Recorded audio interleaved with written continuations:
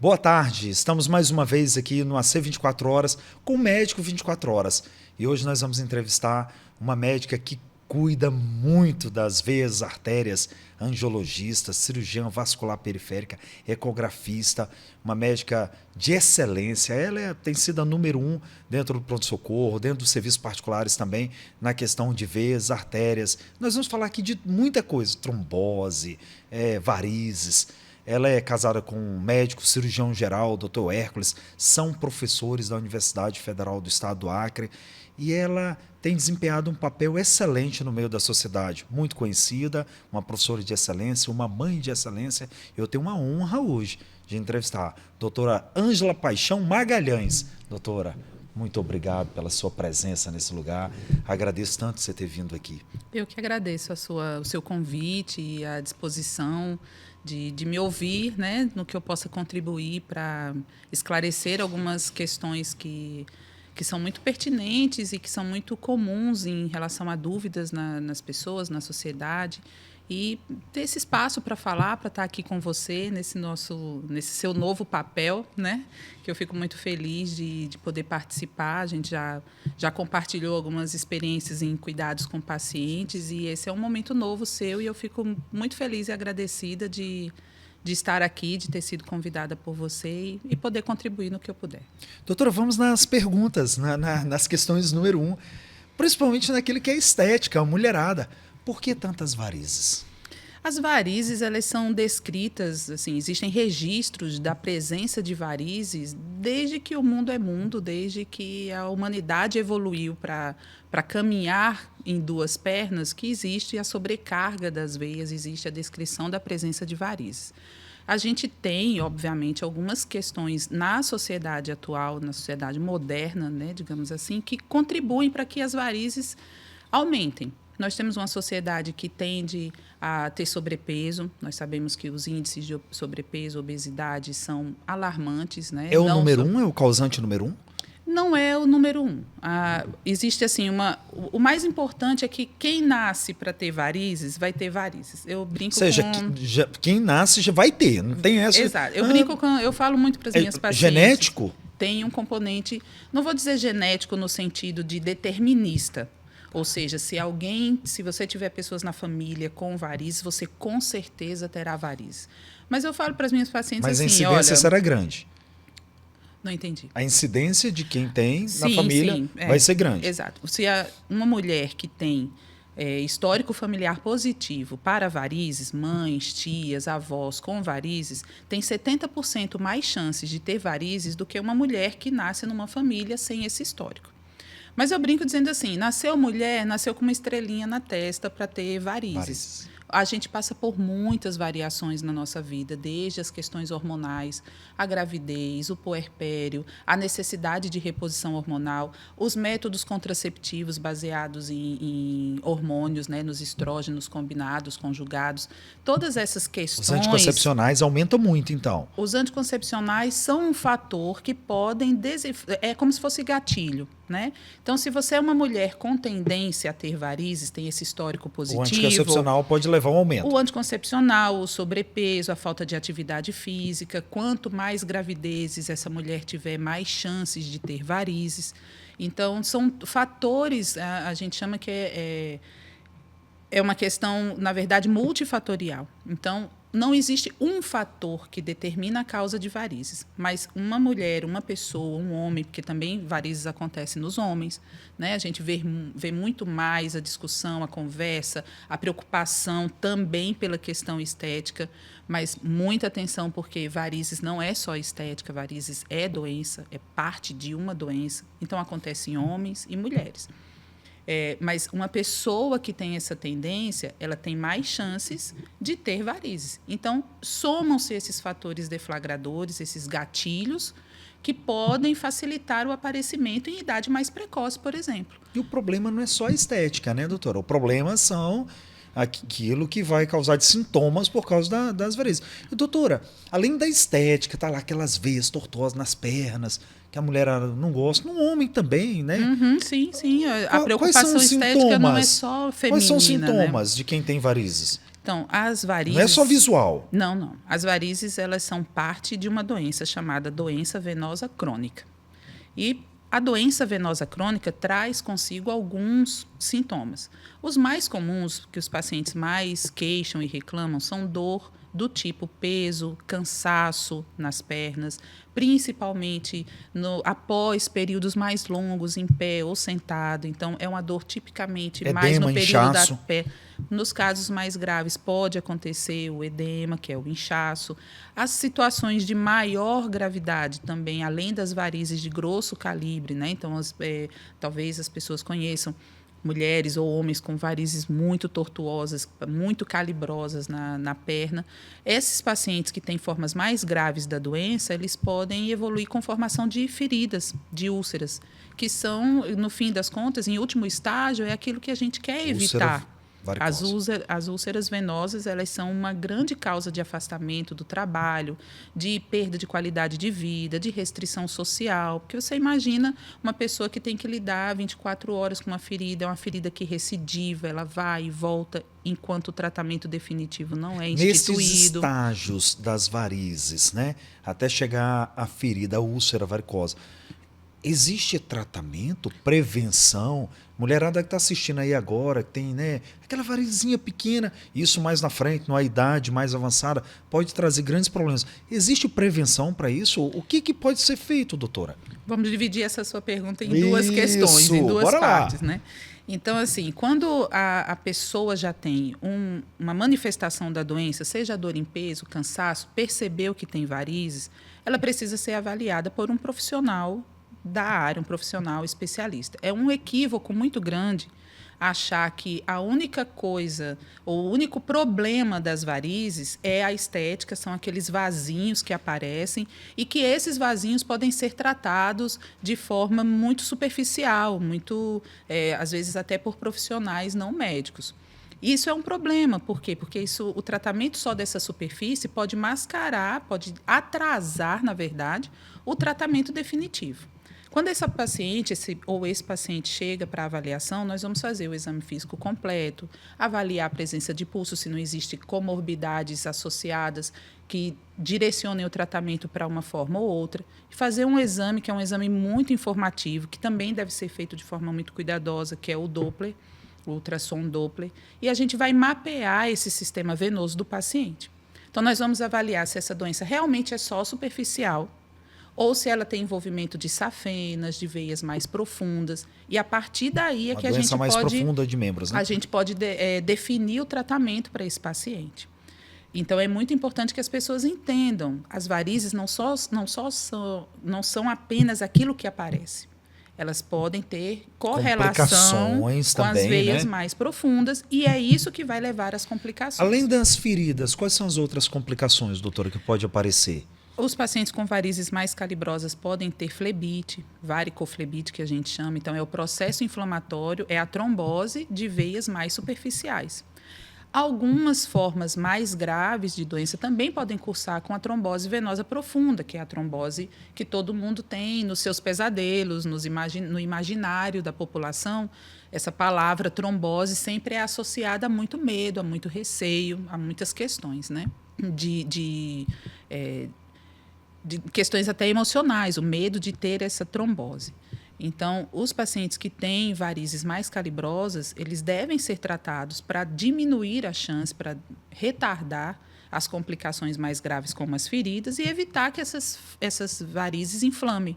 Que essa inflamação, essa trombose, é que também causa alterações na pele, a pele fica manchada, fica mais escurecida, né, com o que a gente chama de dermatite ocre, porque a pele fica marrom, endurecida, perde a textura, perde a plasticidade dessa pele. Então, qualquer trauma pode evoluir com ferida. Esse paciente com varizes é um paciente já de difícil locomoção, ele começa a sentir dor, exercícios. Complica essa situação dele? Paciente que às vezes está um pouco sobrepeso, até para perder peso, ajudar ele a perder peso. É preciso ir para o tratamento da varize para ajudá-lo?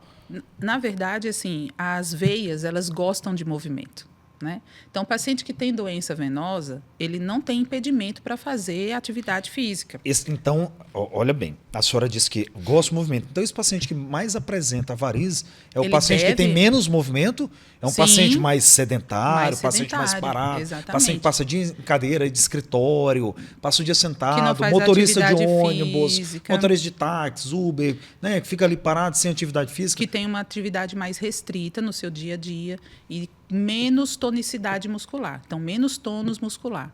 Mesmo as pessoas que não têm uma atividade como essa, que fique muito tempo sentado, mas que não praticam atividade física, e principalmente as mulheres, com o passar do tempo, elas tendem a perder massa muscular. E quem ajuda a veia a funcionar de forma mais adequada é o músculo. O músculo que impulsiona o sangue dentro da veia. Por isso que existe a expressão de que a musculatura da panturrilha é o nosso segundo coração, é o coração periférico. Porque toda vez que esse músculo contrai, toda vez que esse músculo bate, a gente tem uma impulsão do sangue dentro das veias que estão lá dentro da perna, dentro do músculo. Quanto menos atividade esse músculo tem, menos ajuda ele fornece para a veia. A panturrilha é o segundo coração do ser humano. A panturrilha é o nosso segundo coração. E essa vai ficar aqui nos anais desse programa, viu? Se isso já ficar marcado e estimular para que as pessoas caminhem, movimentem, se andem e procurem a ajuda, tratamento, isso já vai ser maravilhoso. Mas voltando para a sua questão sobre a prevenção, aí neste ponto é que a gente reforça. Prevenção no sentido de dizer, nossa, não, às vezes as pacientes chegam, né? Mas eu nem quis tratar, nem queria tratar, porque varizes voltam, não tem jeito, a gente nunca vai ter cura. Realmente, varizes não tem cura. Eu não tiro de você a sua tendência de ter varizes. É uma estrada que cada um tem. Essa estrada é pessoal. Agora, o que é que a gente pode fazer? Tornar essa estrada mais branda. Aumentar o intervalo de tratamento. Como é que a gente faz isso? Avaliação correta, tratamento daquilo que está doente agora, e, a partir daí, nós estabelecemos uma rotina de acompanhamento. Então, se é uma paciente que já tem muitas varizes, que já foi operada 2, 3 vezes, eu sei que essa paciente tem que vir mais perto. Ela tem que ter um cirurgião vascular para chamar, esse é o meu cirurgião vascular, para fazer o acompanhamento de perto, para qualquer alteração já ser tratada e diminuir a chance de aquilo progredir para uma grande quantidade de varizes. Junto desse acompanhamento, a atividade física, o controle do peso, sempre que possível reduzir a utilização de hormônios conjugados, sempre que possível. Isso não é uma demonização dos hormônios. Não significa que as mulheres não devam ou não possam utilizar. Mas, sendo possível, a redução para aquelas mulheres com maior tendência a desenvolver varizes ou que têm uma história familiar muito, muito intensa, muito positiva. Então, o uso das meias de compressão para aquelas pessoas que têm atividades muito sedentárias, então, vigilante, caixa de banco, motorista de ônibus, cobrador, pessoas que ficam muito tempo sentadas. Os bancários, né? Bancários vão se beneficiar do uso da meia de compressão. Então, esses itens auxiliam, facilitam para que essa estrada seja mais branda. Né? Então, ao invés da pessoa ter que tratar a cada 6 meses as varizes, a gente pode ter intervalos de 2 anos, 3 anos. No fim das contas, a proposta, uma boa proposta de tratamento, não vai te prometer você vai ficar livre das varizes, você vai ficar curado, nunca mais vai... Não é isso. Mas, olha, vamos aumentar ao máximo o tempo necessário para você voltar aqui. Né? Então, para voltar no consultório, para fazer um novo tratamento, se esse tempo for mais prolongado, for maior, já é um ganho de qualidade de vida, de autoestima, de bem-estar do paciente que foi tratado. Gente, nós estamos falando aqui com quem entende de varizes, quem entende de sistema circulatório periférico e quem trata no seu dia a dia com muita experiência, com muita qualidade. Doutora, ainda dentro aqui da entrevista, por que o diabético sofre tanto com os pés, com as pernas? Evolui para pé diabético, né? Ele tem polineuropatia periférica diabética. E a gente vê a coloração da pele também, a questão da insuficiência venosa periférica, paciente que cria as feridas, os pés diabéticos. A senhora opera muito isso. Desde que eu me conheço aí por médico, A senhora tem sido uma das campeãs em operar no pronto-socorro. Pé diabético, amputação, Eu não sei, vascularização de pé diabético, né? Aqueles pé podre, chega um pé podre Sim, diabético. infelizmente. As pessoas que sofrem com diabetes e com esse distúrbio metabólico. Doutora, além das varizes, por que o diabético sofre tanto na questão vascular?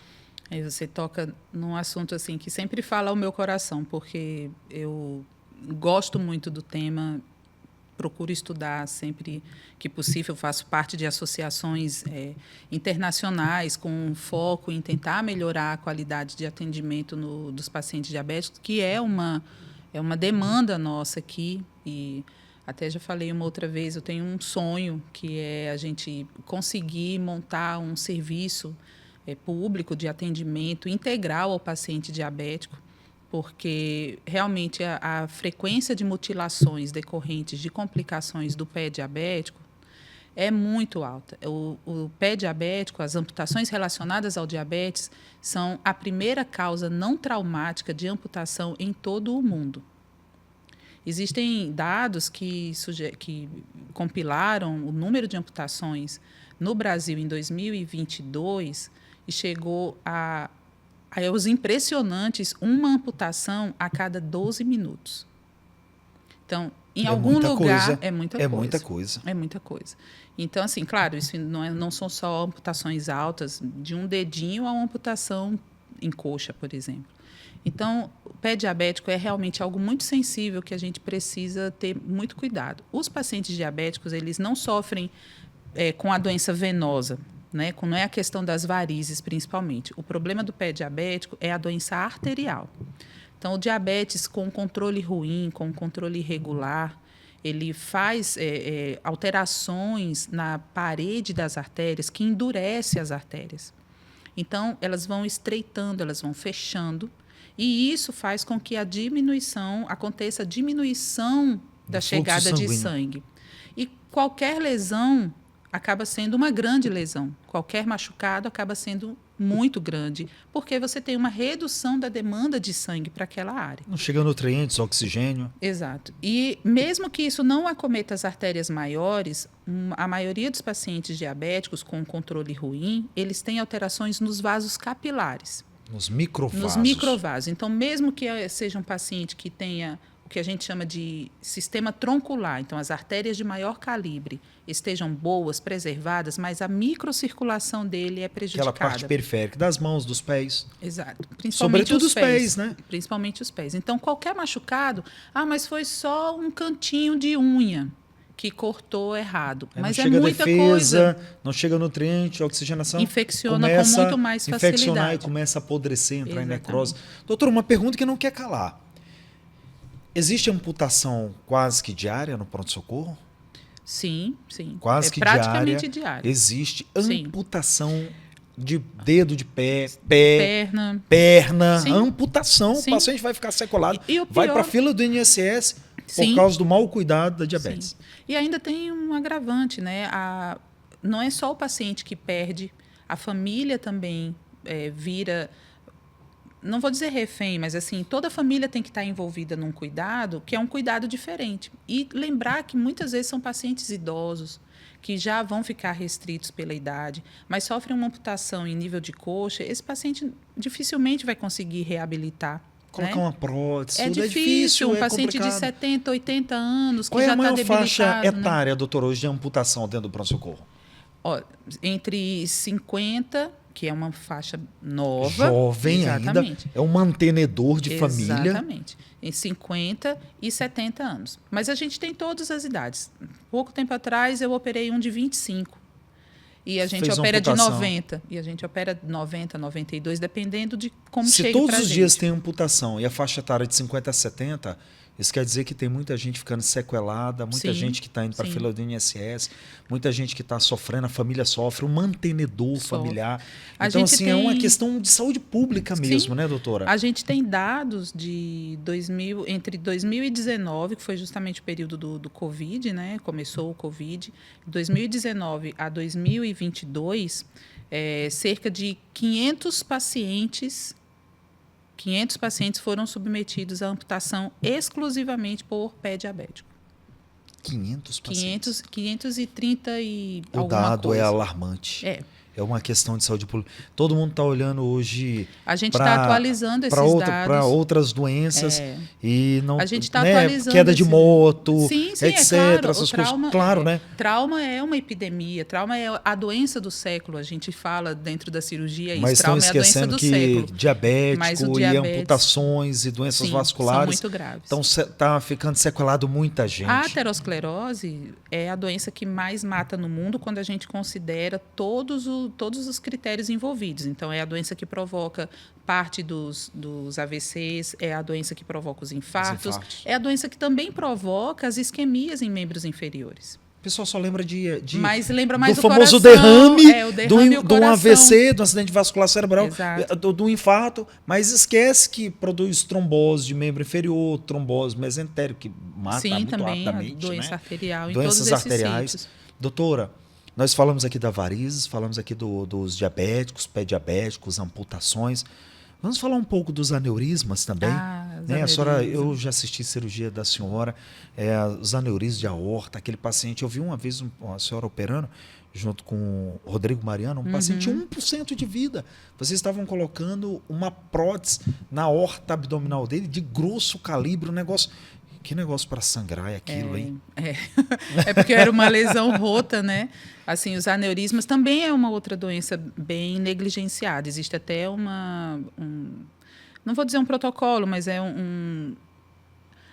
talvez eu não esteja encontrando a palavra correta. Não é um manifesto, mas é uma tentativa das sociedades, que veio das sociedades norte-americanas de doenças de atendimento de cardiovasculares, né?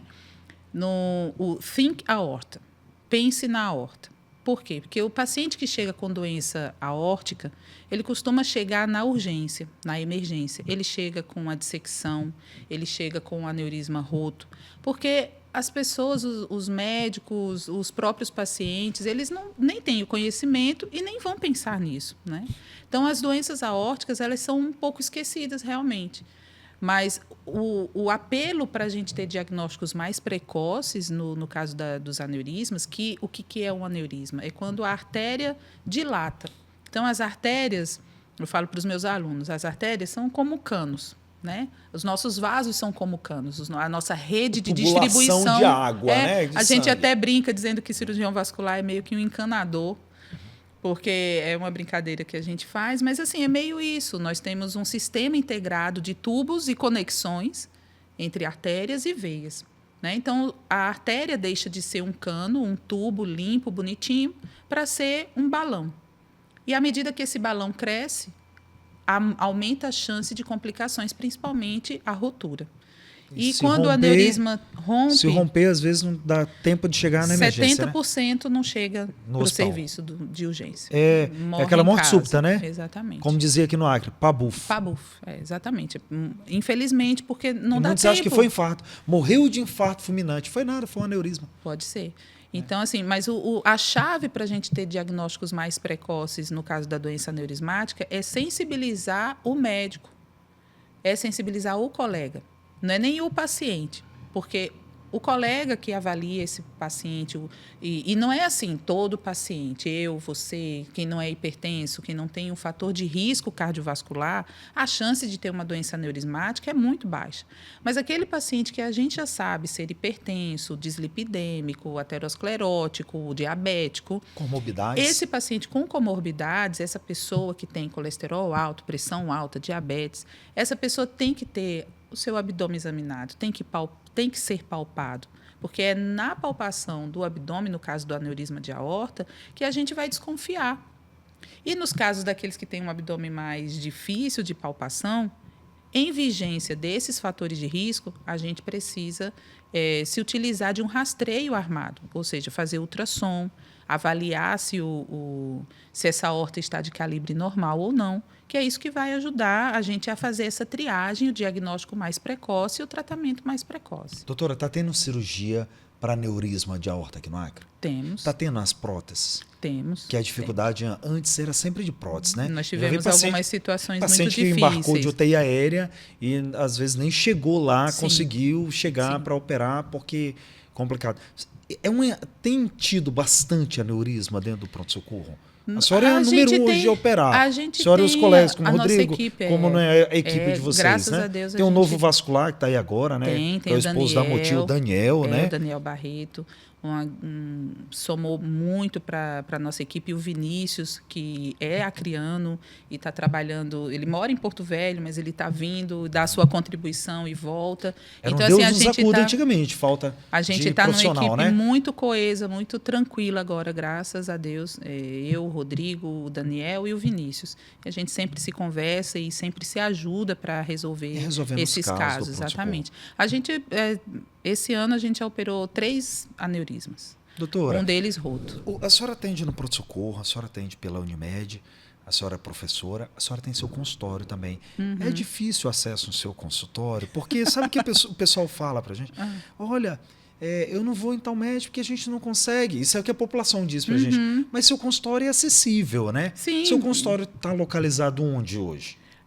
Eu trabalho ali, meu consultório ali no Parque Center Office, que fica no canal da Maternidade. Do lado daquela churrascaria. Da churrascaria, exatamente. No Parque da Maternidade. No Parque da Maternidade, no canal mesmo. No canal. No canal. A senhora atende lá todos os dias? Eu não estou todos os dias porque eu tenho as outras atividades, né? Mas, assim, pelo menos 3 vezes na semana eu estou por lá. A questão é que, assim, algumas questões... A gente tem a fila que lembrar, é grande do seu consultório, tem espaço para a mulherada que está vendo agora. A mulherada da varizes, doutora. Pois é, mas os homens da varizes, tem muito homem hoje que está preocupado já com a saúde. Como você bem frisou no início, né? Além dessas funções profissionais, eu também tenho família, né? Sou mãe, tenho família para cuidar. Mas então, assim, eu prezo, todo mundo aí, estou né? atendendo. Então, eu prezo também por ter um horário regular para poder compartilhar com a minha família os momentos que eu preciso, né? Então, eu não fico até muito tarde no consultório, mas procuro atender a demanda dentro das minhas possibilidades. O que nós atendemos bastante dentro da emergência também é a trombose venosa profunda, que é aquele coágulo de sangue que faz ali nas safenas. Sim.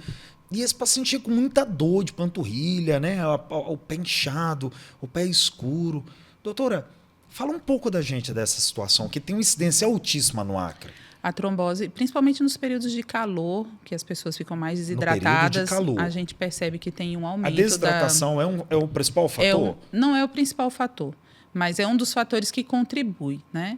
A trombose ela pode acontecer com qualquer pessoa, com você, comigo. Ela é um evento agudo. Às vezes as pessoas se preocupam e é por isso que fica muito como um pesadelo, fica no imaginário das pessoas que a qualquer momento você pode ter uma trombose. Mas, assim, a trombose ela é um evento agudo que pode acontecer com qualquer pessoa se ela estiver dentro de determinadas condições favoráveis. Então, quem vai fazer uma cirurgia de muito grande porte, que vai ficar imobilizada... Cirurgias plásticas, plásticas. A gente vê muita trombose. Cirurgias ortopédicas de joelho, fraturas, quadril. Né? São cirurgias de muito grande porte. São as cirurgias que, por si só, independente do paciente, elas têm um risco aumentado de trombose. Exatamente. Tem aquelas pessoas que vão ter que podem ter trombose por fatores pessoais, né? Então, é uma pessoa que está lutando contra um câncer, é uma doença, né, que a pessoa traz consigo. Não é a cirurgia em si, é a doença da pessoa. As grávidas, elas têm risco maior. As puérperas, ainda maior. Então, assim, existem condições que favorecem a pessoa ter trombose. Então, se você não está dentro desse fator de risco de condição, a chance de você ter trombose é muito mais baixa.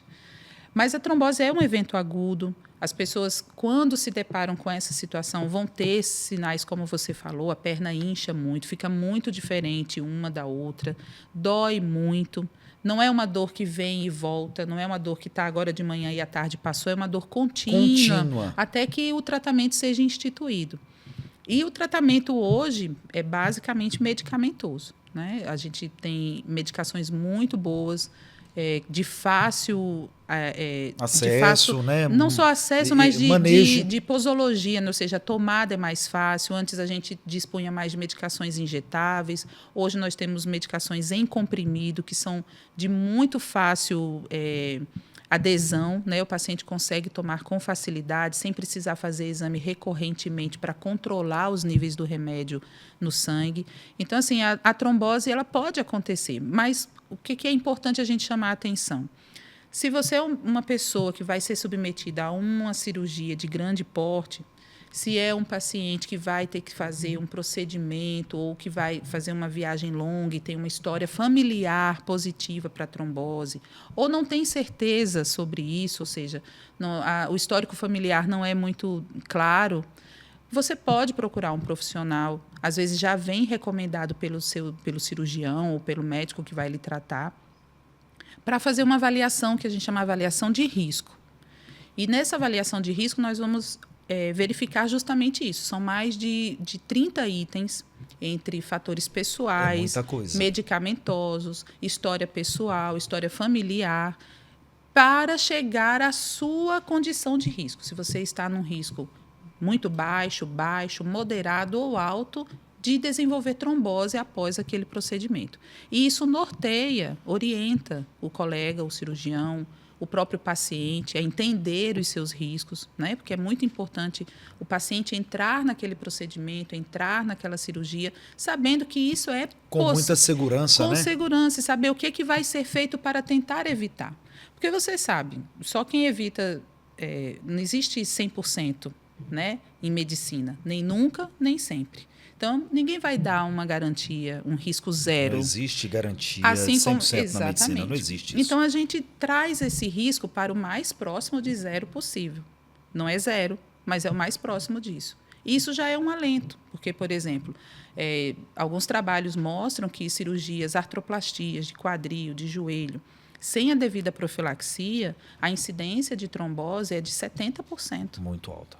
Então, se você sabe que vai fazer um procedimento desse, faz a avaliação de risco antes, a gente orienta o paciente, ajuda o colega médico a nortear esse acompanhamento, esse pós-operatório, para diminuir a chance de ocorrência. Nós temos, assim, já melhorou, tivemos muita melhora, o conhecimento difundido, as discussões, as conversas, mesmo as conversas de corredor, né? Os colegas ortopedistas, cirurgiões plásticos, a gente conversa, troca ideia, troca informação.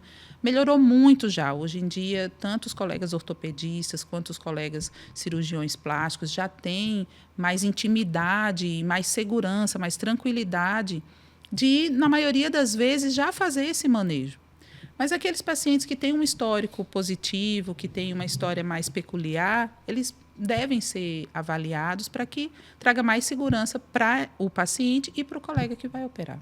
Que maravilha. Doutora, eu quero lhe agradecer por ter vindo aqui esse programa, ao Médico 24 Horas. E eu queria deixar aqui esse tempo final para suas considerações para a população, né, principalmente nessa alagação que está aí agora, sofrendo e que precisa de ajuda, e o pessoal das varizes, do vascular, que tem disponível a doutora Ângela no estado do Acre, com consultório, né, atendendo a todos de uma forma com muito sucesso, com muito profissionalismo.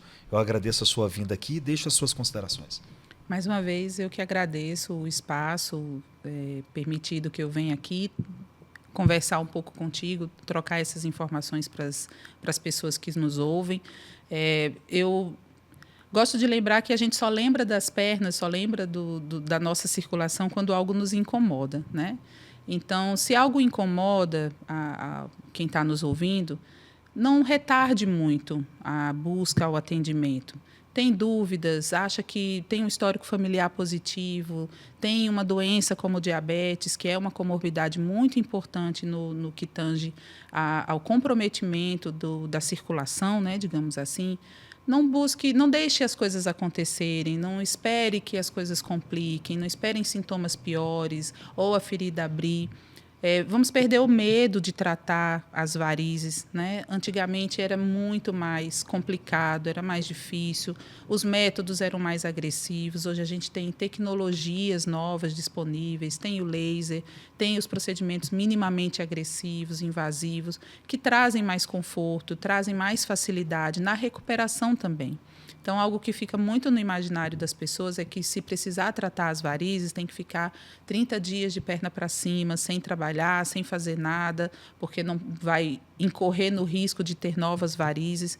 E a gente já sabe, com conhecimento que a medicina trouxe, que evoluiu ao longo do tempo, que isso não é real. Então, não deixe para tratar quando os sintomas já estiverem horríveis, ou quando a ferida aparecer, ou quando a inflamação aparecer.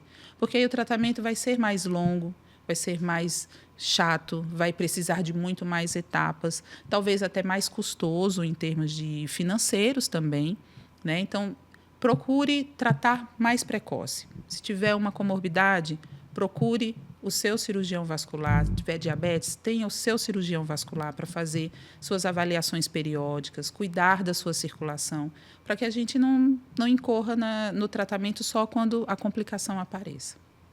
Muito obrigado. Gente, nós estivemos aqui com a médica Ângela Magalhães, cirurgiã vascular, professora universitária, uma médica que atua no estado do Acre de uma forma excelente. Ela é a rainha das veias artérias, com certeza, desse estado.